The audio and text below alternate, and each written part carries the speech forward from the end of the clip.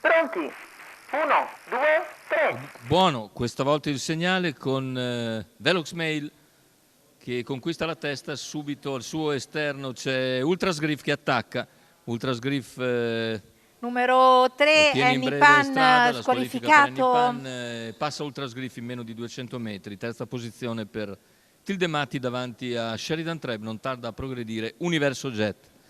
200 iniziali in 16,6 con Ultrasgriff che guida dunque davanti alle tribune, all'esterno si fa luce intanto Universo Jet, ma è ancora a distanza dalla testa, che completa in 31,6 i primi 400 con 15 di secondo parziale.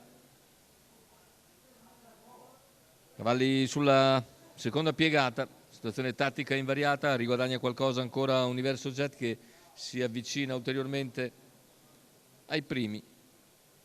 Ultrasgriff, Velox Mail nelle prime due posizioni, Universo Jet gradualmente, e ora al sediolo di Velox Mail. Intanto gli 800 di gara se ne vanno per la testa in 1, 2, 3, 14,9 la frazione. Universo ora raggiunge e copre Velox Mail in seconda posizione, cerca di avvicinare Ultrasgriff quando siamo all'altezza del chilometro iniziale, completato in 1,17,9.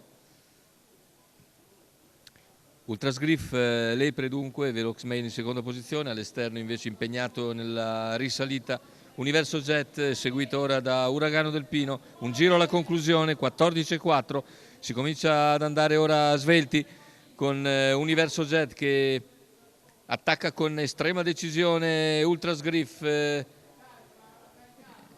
a 600 dal palo tende a mettere qualcosa davanti all'avversario, che però si riprende e riguadagna qualcosa, ma è deciso l'attacco di Universo Jet.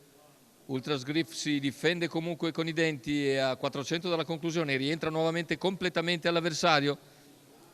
I due seguiti sempre da Uragano del Pino. Riprende vantaggio Ultrasgriff quando siamo a metà della curva conclusiva.